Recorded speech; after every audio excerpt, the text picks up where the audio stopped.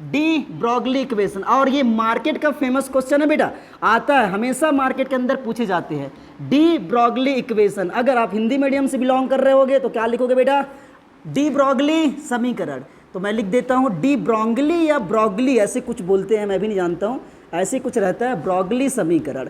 हिंदी में अगर spelling mistake हो तो इंग्लिश को देख लेना।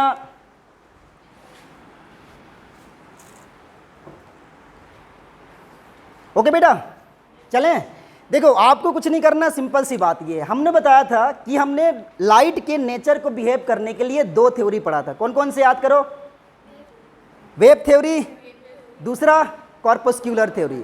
वेव थ्योरी के अकॉर्डिंग लाइट कैसे चलता है बेटा, वेव के जैसे, जबकि कॉर्पस्क्यूलर थ्योरी के अकॉर्डिंग कैसे चलता है, कण के जैसे। तो बताओ एक ही चीज की दो बिहेवियर कैसे हो सकता है, नहीं हो सकता ना बेटा। तो देखो एक बात समझाते हैं कैसे। एक्चुअली में ऐसे बोला जाता है कि देखो सबसे पहली बात, अगर मैं लाइट को ऐसे बोल रहा हूँ कि एक लाइट तो है जो पार्टिकल के फॉर्म में चल रहा है ऐसे ऐसे ऐसे, और यही लाइट वेव के फॉर्म में चल रहा है, तो सबसे पहली बात देखना, लाइट को उसने मैटर कंसीडर किया था। कैसे बेटा, अगर बताओ अगर ये लाइट छोटे छोटे पार्टिकल से मिलकर बना होगा तो हमने एटम को क्या बोल के रखा था बेटा, एटम मतलब जो मैटर से मिलकर बना होता है, और मैटर जब एटम को बहुत सारे एक साथ कंबाइन कर देते तो क्या बन जाता था, मैटर बन जाता था ना। आप बताओ ये छोटे छोटे पार्टिकल्स हैं, अब छोटे छोटे पार्टिकल को अगर एक साथ मिला दोगे तो मैटर बनेगा कि नहीं, बन जाएगा ना बेटा।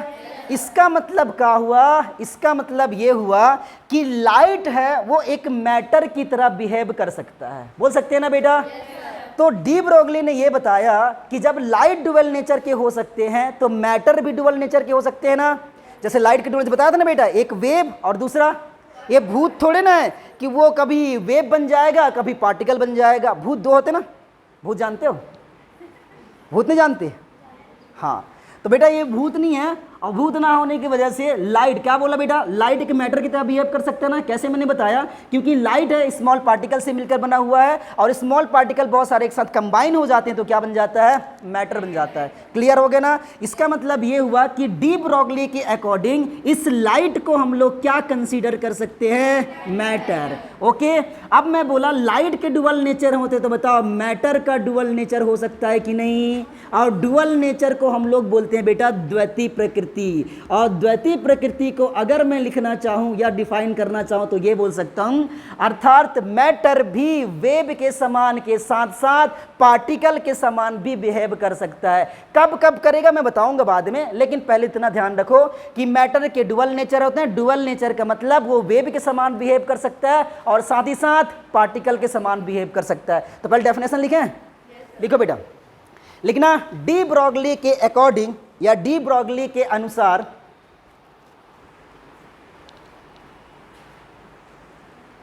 डी ब्रॉगली के अनुसार या डी ब्रॉगली के अकॉर्डिंग जिस तरह लाइट के डुअल नेचर होते हैं, जिस तरह लाइट के डुअल नेचर होते हैं, उसी प्रकार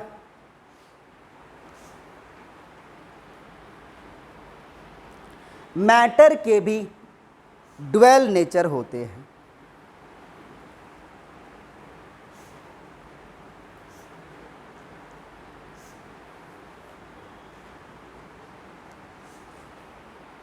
ओके बेटा, तो अगर तुमसे कोई सीधी से क्वेश्चन पूछ दे कि डी ब्रॉगली सिद्धांत क्या है, तो आप सिंपल बताना इस सिद्धांत के अनुसार पदार्थ के द्वैती प्रकृति होते हैं, डुअल नेचर होते हैं। दैट मीन्स ये कि मैटर एक मैटर वेव के समान और साथ ही साथ पार्टिकल के समान बिहेव कर सकता है। तो लिख लो बेटा, लिखना अर्थात या दैट मीन्स, जो भी आप लिख लो, दैट मीन्स मैटर या पदार्थ तरंग के साथ साथ कण के समान व्यवहार प्रदर्शित कर सकता है।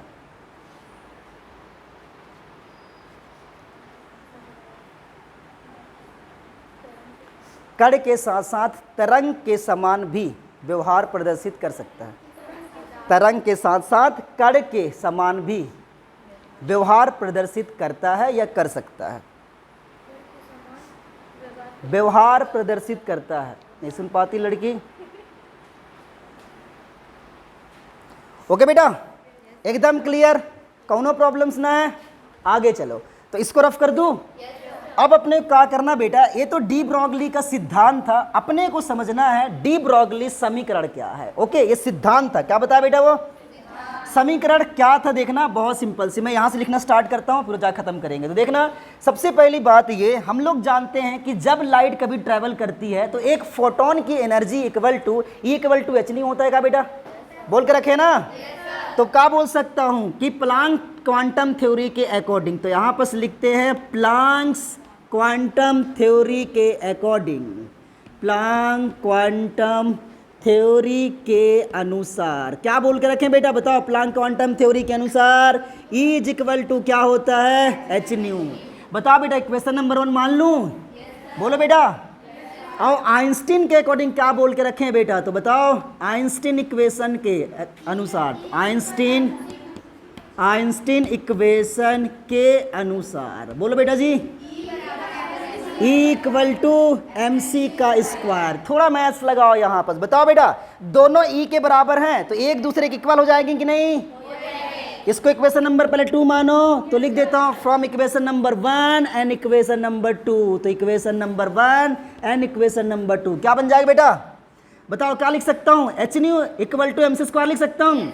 अगर नहीं समझ में आ रहा तो बताओ, इस E के जगह पे ये वाला रख सकता हूँ कि नहीं, तो रख दो बेटा। तो क्या बन जाएगा, यहाँ पर बन जाएगा, एक काम करते हैं, मैं इसके जगह पे ना ये वैल्यू को रख रहा हूँ, तो क्या बन जाएगा बताओ, H nu equal to M C का स्क्वायर बन जाएगा ना।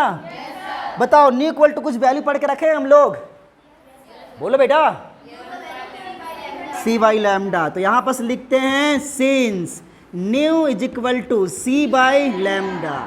इसको इक्वेशन नंबर 3 मान लेते हैं स्टाइल मारने के लिए। तो इक्वेशन नंबर 3, बताओ फ्रॉम इक्वेशन नंबर 3 क्या लिखा जा सकता है, फ्रॉम इक्वेशन नंबर 3। देखो मैं कुछ नहीं करूंगा, जहां पर न्यू है क्या रखोगे बेटा, सी बाई लैम्डा, तो रखो। तो यहाँ पर बन जाएगा दैट इज एच, यहाँ पर C by lambda is equal to, यहाँ पर क्या है एम सी स्क्वायर। लैम्डा को उधर ले जाता हूँ, एम सी स्क्वायर को नीचे लेके आ जाऊँ, बनेगा कि नहीं, बन जाएगा ना बेटा। तो ये हो जाएगा एच सी अपॉन ये हो जाएगा एम सी का स्क्वायर, और यहाँ पर lambda, C to C cancel कर सकते हैं क्या, बोलो बेटा। तो एच अपॉन क्या बन जाएगा, दैट इज सी, और यहाँ पर लैम्डा। अच्छा, इसको हम लोग बोल सकते हैं डी ब्रॉगली इक्वेशन, बट बोलेंगे नहीं। आगे कैसे, अगर मैं यहाँ पर बोलूँ तो एक बात जरूर ध्यान रखना मेरे बच्चे, कि सी जो था ना वो वेलोसिटी ऑफ लाइट था, मतलब किसके लिए एप्लीकेबल होता है, प्रकाश के लिए। लेकिन जब मैटर के लिए बोलूँगा ना, पदार्थ के लिए बोलूँगे, तो सी को हम लोग उसके वेग मतलब वेलोसिटी v से रिप्लेस कर देंगे। तो एक बार जरूर ध्यान रखना, यहाँ पर लिख देते हैं कि सी प्रकाश का वेग है, या इंग्लिश में लिखते हैं दैट इज वेलोसिटी ऑफ, क्या बोलते हैं बेटा, जो से बोलो, वेलोसिटी ऑफ लाइट है। तो अगर मैं मैटर के लिए बोलूं, पदार्थ के लिए क्या करेंगे, सी को किसी से रिप्लेस कर देंगे। पदार्थ के लिए सी को वी से रिप्लेस करने पर, रिप्लेस समझते हो क्या बोलते हैं, रिप्लेस को क्या बोलते हो बेटा, हाँ, उसके स्थान पर रिप्लेस करने पर। तो क्या करना है आपको, यहाँ पर लिख लेना एच अपॉन क्या बन जाएगा, M B equal to lambda. इसी को हम डी ब्रॉगली इक्वेशन बोलते हैं। लेकिन एक काम और कर सकते हैं, बोलो बेटा, कि m into V, mass into velocity equal to संवेग मोमेंटम होता है क्या। कहाँ पर लिखो, मेरे पास जगह नहीं है, तो मेरे पास यहाँ जगह है, तो ध्यान रखना। हम क्या लिख सकते हैं, h by P equal to lambda, और लिख देना इसे हम डी ब्रॉगली समीकरण बोलते हैं। तो लिख डालो इसे डी ब्रॉगली इक्वेशन कहते हैं। मेरे पास छत टपक रहा है भाई, ओके, कोनो प्रॉब्लम बेटा। तो चलो बेटा, अब हम लोग पढ़ने वाले, हेडिंग डाल लेना दैट इज स्पेक्ट्रम। लेकिन और इस स्पेक्ट्रम को हिंदी में बोला जाता है स्पेक्ट्रम।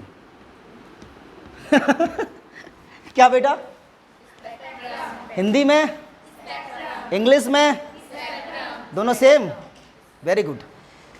तो देखो क्या होता है बेटा स्पेक्ट्रम, हम लोग इसको थोड़ा बहुत पढ़े भी होंगे, इसको क्लास 12 के अंदर में पूरा पढ़ा जाता है फिजिक्स के अंदर, बट मैं बता देता हूँ ये बड़ा स्पोर्ट्स वाला है, इसको मज़ा आता है खेलने में। अगर तुम्हारे पास भी ऐसा हो, हालांकि हमारे पास भी है, अगर तुम्हारे पास लेजर लाइट होगा ना तो लेजर लाइट लेके आना, मैं कल तुमको स्पेक्ट्रम दिखाऊंगा, ठीक है, लेके आना लेजर लाइट। ओके बेटा, क्या बोलते हैं, सीधी सी बात ये है, इसका सिंपल एक तरीका बता देता हूँ। अगर आपके पास ऐसा कहीं पास विंडो का सेटअप, हालांकि अभी नहीं आएगा, जब धूप आता है ना उस समय जहाँ से लाइट आ रहा होगा ना, एकदम पतली वाली लाइट जिसको हम बीम बोला करते हैं, वहाँ बस एक कांच की गिलास लेना बेटा, और कांच की गिलास लेने के बाद ना उसमें पानी भरना, और पानी भरने के बाद उसी लाइट, जैसे इधर से लाइट आ रही है तो यहाँ पर रख देना, देखना इस साइड में उसके 7 कलर दिखाई देंगे, जो रेनबो बोलते हैं ना तुम लोग, इंद्रधनुष, जो अभी बरसात के दिनों में बनता है। अच्छा बेटा, इंद्रधनुष की एक बहुत बड़ी खासियत होती है, खासियत क्या होती है देखना, वो हमेशा ना सन के अपोजिट डायरेक्शन में बनता है, वो दोपहर में कभी नहीं बनेगा। मतलब अगर सन इस साइड में होगा ना तो रेनबो किधर बनेगा, और अगर सन वेस्ट साइड में होगा तो, समझ गए ना, हमेशा अपोजिट। इसके पीछे रीजन है, बताता हूँ कैसे, देखो समझ में आ जाएगा। क्या करते हैं, मैं तुमको पहले एक्सपेरिमेंट बताता हूँ, फिर होता क्या है मैं समझा दूंगा।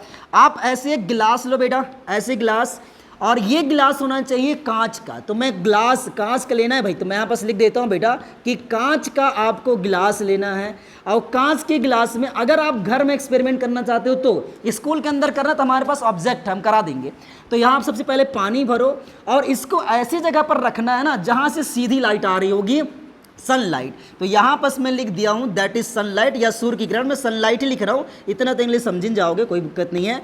जैसे सनलाइट के पास रखोगे ना, तो अगर सनलाइट इधर आएगा, देखने इसमें 7 कलर दिखाई देंगे आपको, ठीक है, चाहे आप यहाँ पेपर रख दो या कुछ भी, तो यहाँ आपको दिखाई देंगे उसके 7 कलर, जिसको हम रेनबो बोला करते हैं। हालांकि 7 कलर आप गन नहीं पाओगे, लेकिन होते जरूर हैं इसमें।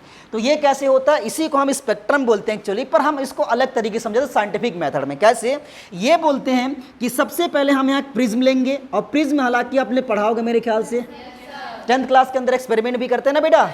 अच्छा, तो ये हमारा प्रिज्म है, और इस प्रिज्म से अगर मैं एक लाइट को पास करता हूँ कुछ इस एंगल से, ठीक है, तो ठीक है बेटा, जैसे यहाँ से लाइट को पास करता हूँ तो यहाँ से जाने के बाद ये थोड़ा सा रिफ्रैक्ट होता है, और यहाँ से ये पास हो जाता है। जब यहाँ से ये निकलता है ना, तो ये जो एक कलर की लाइट था वो एक्चुअली में 7 कलर में स्प्लिट हो जाता है, 1 2 3 4 5 6, और यहाँ पर 7, ठीक है बेटा।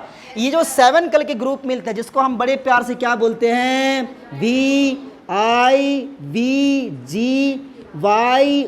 और यहाँ पर R, ठीक है, violet, indigo, blue, green, yellow, orange, red, लिख दूं, वॉयलेट, फिर इंडिगो, कौन सा कलर बोलते हैं इंडिगो, मैं नहीं जानता, ब्लू, और इसको बोलते हैं ग्रीन, इसको बोलेंगे येलो, ऑरेंज, नारंगी बोलते हैं ना इसको शायद, और ये हो जाएगा बेटा रेड। तो ये जो 7 कलर के ग्रुप दिखाई दे रहा है ना, इन्हीं 7 कलर के ग्रुप को हम लोग नाम दे देते हैं दैट इज स्पेक्ट्रम। तो अगर तुमसे कोई बचपन में पूछ लेना कि बताओ स्पेक्ट्रम क्या बोलते, तो आप बता देना भाई कि जब हम लाइट को, या इसको ध्यान रखना, ये जो लाइट है ये व्हाइट लाइट होनी चाहिए, कलरफुल नहीं। कौन सी लाइट, वाइट लाइट, हाँ सनलाइट भी बोल सकते हो बेटा, मतलब उसमें 7 के 7 कलर होना चाहिए, तभी वो वाइट लाइट कहलाएगा। रेड लेके आओगे तो रेड से ऑब्जेक्ट नहीं होंगे, एक कम हो जाएंगे, दिखेगा उसमें भी बट एक ठो कम हो जाएंगे। तो बेटा ये वाइट लाइट है, इस वाइट लाइट को जब प्रिज्म के थ्रू पास कराया जाता है तो ये वाइट लाइट 7 कलर में स्प्लिट हो जाता है, या 7 रंगों में विभक्त हो जाता है। इस 7 कलर के ग्रुप को हम स्पेक्ट्रम बोलते हैं। लिख ले डेफिनेशन, तो लिखो बेटा, लिखना, जब वाइट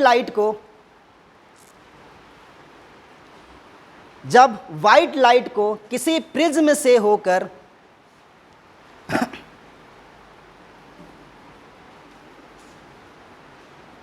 किसी प्रिज्म से होकर पास कराया जाता है,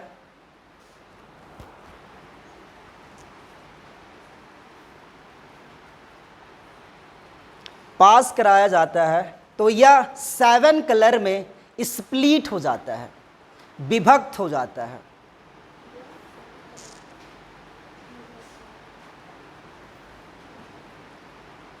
सेवन कलर में स्प्लिट हो जाता है या विभक्त हो जाता है। देखिए बेटा, इस 7 कलर के ग्रुप को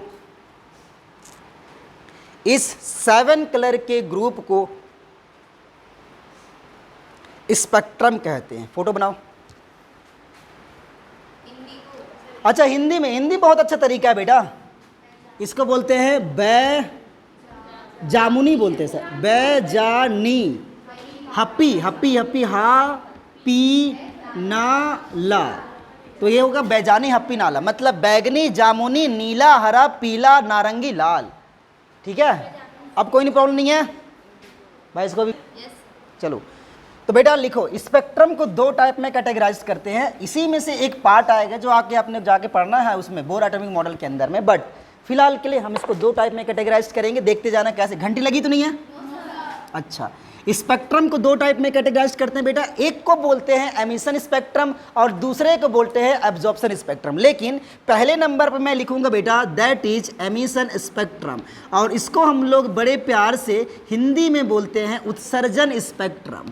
तो मैं लिख देता हूं और तुम लोग हिंदी में भी लिख लेना बेटा। जबकि दूसरे वाले को आपसे हम बोलना शुरू कर देंगे that is absorption spectrum, absorption spectrum.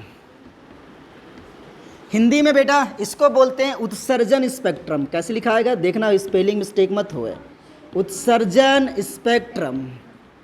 जबकि दूसरे वाले को बोलते हैं अवशोषण स्पेक्ट्रम। तो सबसे पहले हम डील करने वाले होंगे अब जो उत्सर्जन वाले को।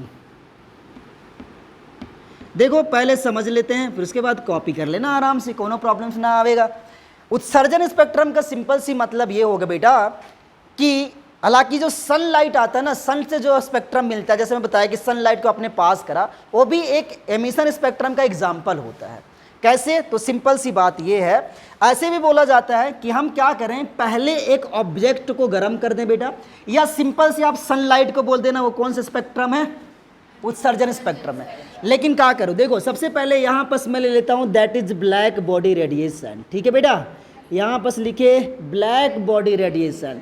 इस ब्लैक बॉडी रेडिएशन को अगर आप यहाँ से सनलाइट दोगे, तो हम पहले पढ़ रखे हैं कि अगर ऐसा वो बॉडी जिस पर आपतित होने वाली सारी किरणों को ये एब्जॉर्ब कर लेता, उसे हम ब्लैक बॉडी बोलते हैं। बात मानते हो ना बेटा? तो सबसे पहले क्या किया, इसने लाइट को कंप्लीटली एब्जॉर्ब कर लिया, और उसके बाद मैंने बताया बहुत ज़्यादा गर्म हो जाता है, लाइट देना बंद कर दोगे तो यहाँ से लाइट को एमिट करना शुरू करता है। क्या बेटा? मतलब लाइट को उत्सर्जित करना शुरू कर देता। कैसे लिखते हैं उत्सर्जित?